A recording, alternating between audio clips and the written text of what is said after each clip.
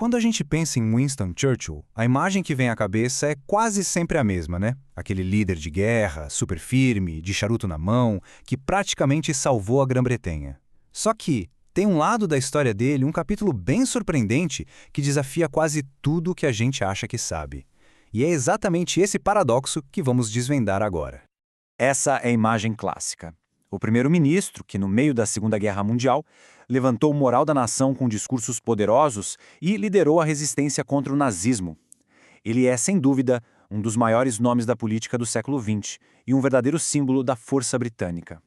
E é aqui que o negócio começa a ficar interessante. Parece uma contradição total, certo? O grande ícone do nacionalismo britânico sendo um dos arquitetos de uma Europa unida. Como assim? Como é que isso é possível? Primeiro, vamos mergulhar nessa parte surpreendente da carreira dele. Como é que o maior defensor do Império Britânico acabou se tornando um dos pais fundadores da União Europeia? Para a gente entender esse paradoxo, vale lembrar rapidinho quem ele era. Vindo da aristocracia, Churchill foi de tudo um pouco. Soldado, jornalista, político por décadas, até virar primeiro-ministro em 1940, bem no pior momento da guerra. A liderança dele foi, sem dúvida, crucial para a vitória dos aliados. Agora vamos avançar um pouco no tempo para o pós-guerra. O conflito acabou, mas o continente estava em frangalhos e o medo de uma nova guerra era muito real. É nesse cenário que a visão surpreendente de Churchill para a Europa começa a ganhar forma. A pergunta que não saía da cabeça de nenhum líder era: como a gente evita que isso aconteça de novo? Esse ciclo de guerras na Europa precisava acabar de uma vez por todas. Não bastava só a paz, era preciso criar uma estrutura nova para garantir que ela fosse durar ainda mais com a sombra da União Soviética crescendo no leste. E olha, as coisas aconteceram bem rápido. Logo depois do fim da guerra, Churchill, que nem era mais primeiro-ministro na época, usou toda a sua influência global para propor uma solução bem radical. E isso levou a ações concretas em pouquíssimos anos. E que solução era essa? Não era só um tratado de paz ou uma aliança militar.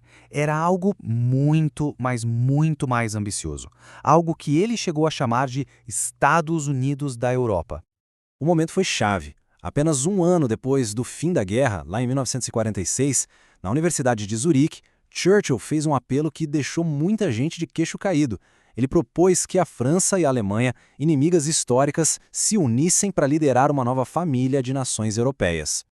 Essa frase é muito poderosa. Vinda do homem que liderou a luta contra uma potência que queria dominar o continente, a ideia de uma união política na Europa parecia quase impensável. Mas, para Churchill, era a única saída lógica para quebrar aquele ciclo de destruição. E não era só um sonho, não. Era um plano bem prático. Passo 1, reconciliação entre França e Alemanha, que era o centro de todos os conflitos. Passo 2, criar uma estrutura de cooperação na Europa. E a partir daí, o passo 3, impulsionar a integração, tanto econômica quanto política.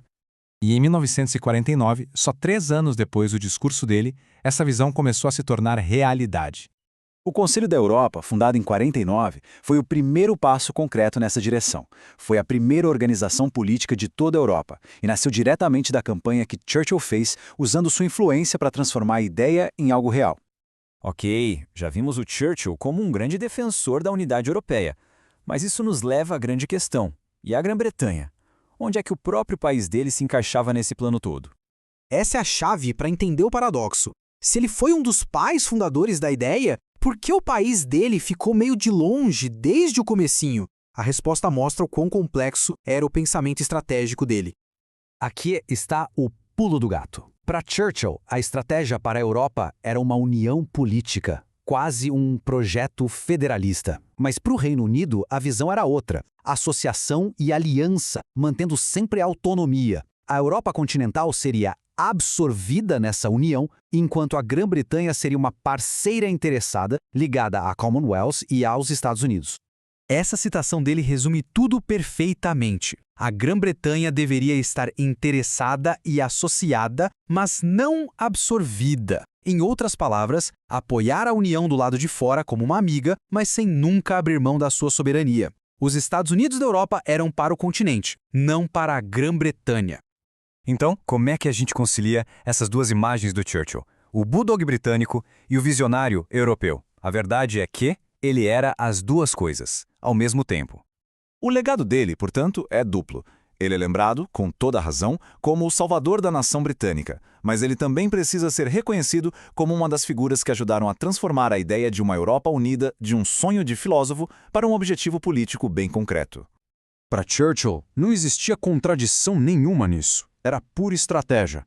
Uma Europa unida significava paz no continente, o que era ótimo para todo mundo. E uma Grã-Bretanha soberana, agindo como uma ponte entre essa nova Europa e o mundo de língua inglesa, era a chave para sua própria segurança e influência global. E fica essa reflexão no ar. Sem o peso do nome de Churchill por trás da ideia, logo depois da guerra, será que o projeto europeu teria decolado com a mesma força? É uma pergunta que mostra como o legado das figuras mais complexas da história continua, até hoje, moldando o nosso mundo.